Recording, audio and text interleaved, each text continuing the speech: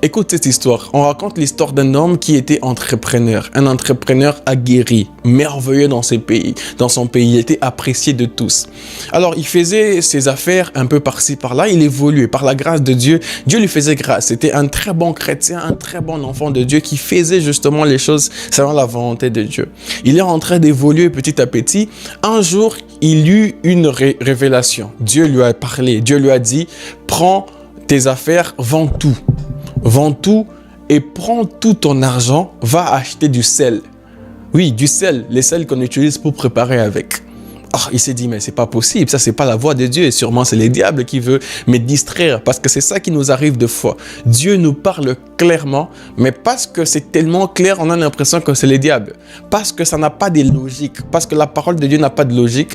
On dit que c'est le diable. On s'attend à ce que Dieu soit rationnel comme nous sommes. Non, Dieu ne sera pas toujours rationnel. La Bible dit que les voies de Dieu sont insondables. La manière dont lui fait, nous, on ne pourra pas comprendre cela. Ses voies sont impénétrables. On ne peut pas s'imaginer la logique de Dieu. Ça ne marche pas. Alors, cet homme a eu justement cette révélation, cette parole de la part de Dieu de tout vendre. Et même son argent en banque, qui prennent tout et qui partent acheter du sel. Comme tout chrétien qui se respecte, à un moment donné, il a commencé à hésiter. Il a hésité, jusqu'à un moment, c'était devenu dérangeant pour lui. Il s'est dit, ok, je vais obéir à Dieu, peu importe ce qui va arriver, je vais obéir à Dieu. Il a pris justement tout son argent, il est allé acheter du sel. Il a acheté du sel, il le mettait dans un dépôt, il achetait petit à petit parce que voilà, c'était quand même beaucoup d'argent, il devait acheter un peu par-ci, par-là. Il a acheté du sel, il le mettait dans un dépôt. Lorsqu'il a acheté les derniers sels, c'est là justement qu'on a annoncé dans le pays qu'il y a pénurie de sel.